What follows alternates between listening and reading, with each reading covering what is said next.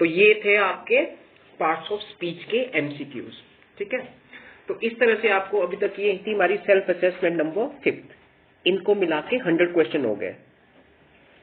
5 self assessment लिए मैंने आपको, 20 मतलब 5 20 100, है ना।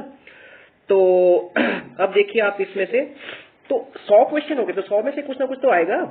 क्वेश्चन वैसे ना आए लेकिन कॉन्सेप्ट तो सेम ही रहेगा। आर्टिकल का कॉन्सेप्ट सेम रहेगा, वॉइस का कॉन्सेप्ट सेम रहेगा, नरेशन का कॉन्सेप्ट सेम रहेगा, टेंसेस का कॉन्सेप्ट सेम रहेगा और आइडेंटिफिकेशन पार्ट ऑफ स्पीच का कॉन्सेप्ट सही रहेगा।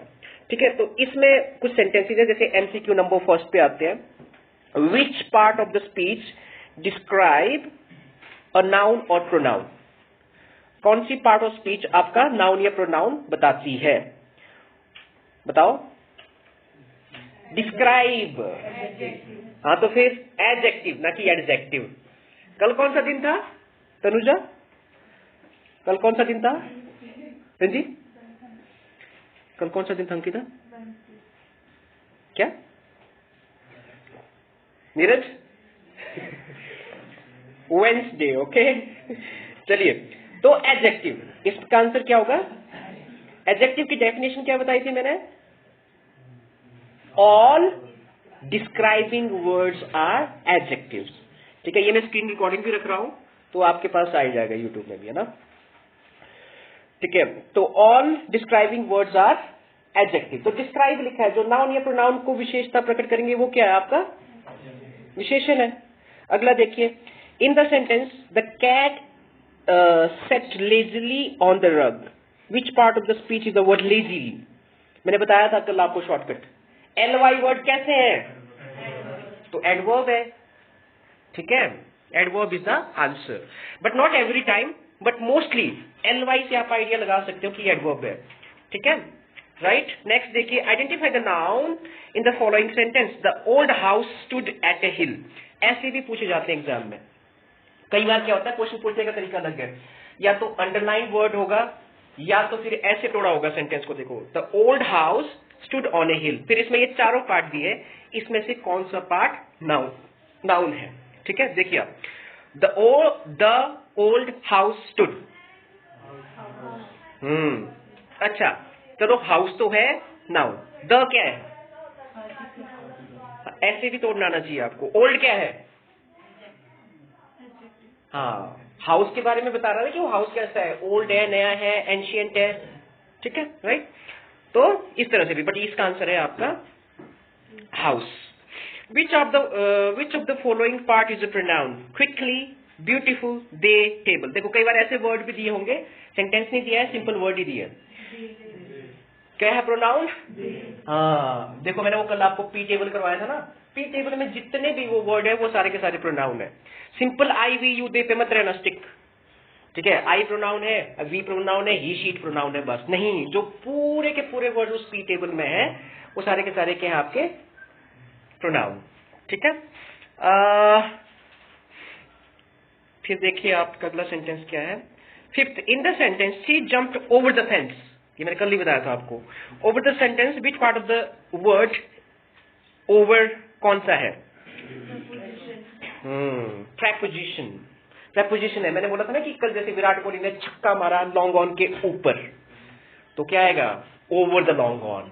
तो ओवर मैंने आपको बताया था प्रेपोजिशन होती है। या फिलहाल मैंने जो भी वर्ड किए थे आपके, अबव, ओवर, बिटवीन, अमंग, बहुत सारे वर्ड्स हैं, वो मैं बताऊंगा जब हम प्रेपोजिशन डिटेल में करेंगे। कॉन्सेप्ट में इतनी नहीं आएगी, बट स्टिल सिलेबस में है तो we have to cover up, क्योंकि उसके क्वेश्चन बनेंगे फिर आपके क्लोज टेस्ट में भी बनते हैं और आपके डबल ब्लैंक्स में भी बनते हैं, सिंगल ब्लैंक में भी बनते हैं। ठीक है, आगे बढ़े। Question number 6, identify the verb in the sentence. The birds sing sweetly in the morning. इसमें आपको वर्ब आइडेंटिफाई करनी है। आपको ऑप्शन भी दिया, देखो, द बर्ड्स स्वीटली सिंग, क्या आएगा? हाँ, तो जो एक्शन है वो सिंग आपका वर्ब है। सिर्फ स्वीटली क्या है? एलवाई, यो, एलवाई वर्ड विशेषण नहीं है, एडवर्ब है। देखो, एडवर्ब क्या बताया था मैंने आपको? एडवर्ब आएगी वर्ब के बाद, ठीक है, और जो बताएगी कि कैसे हुआ वो काम। जैसे आप देखो, द बर्ड्स सिंग, बर्ड्स गाना गाता है, बर्ड्स गाना गाते हैं, बहुत सारे बर्ड्स हैं।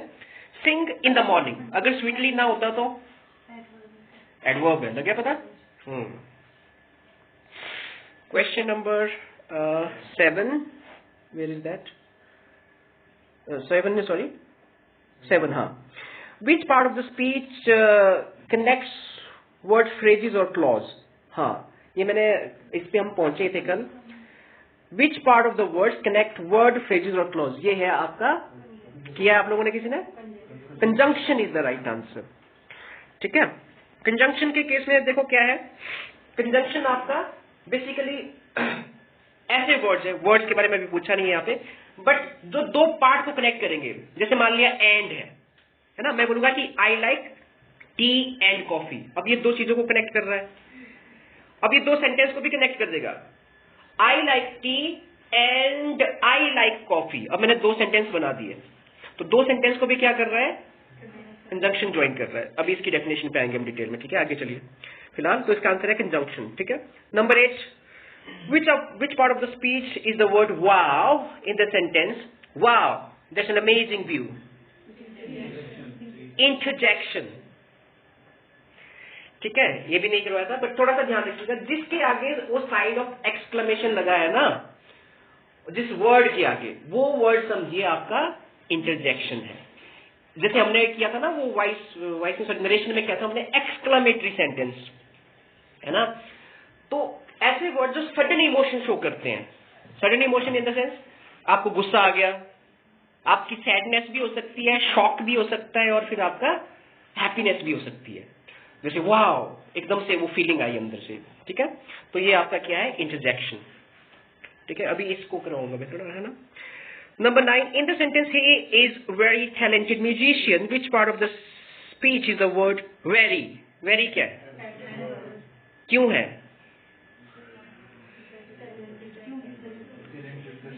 Talented तो विशेषण है, यहाँ पे तो वर्ब भी नहीं है।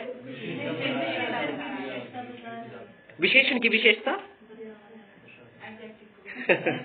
देखो, थोड़ा सा डेफिनेशन को ब्रॉड करना, जैसे मैंने आपको बताया था, जो एडवर्ब होती है ना, वो वर्ब की मीनिंग में भी ऐड कर देती है कुछ एक्स्ट्रा, एडजेक्टिव के मीनिंग में भी ऐड कर देती है एक्स्ट्रा, और अनदर एडवर्ब की मीनिंग में भी एक्स्ट्रा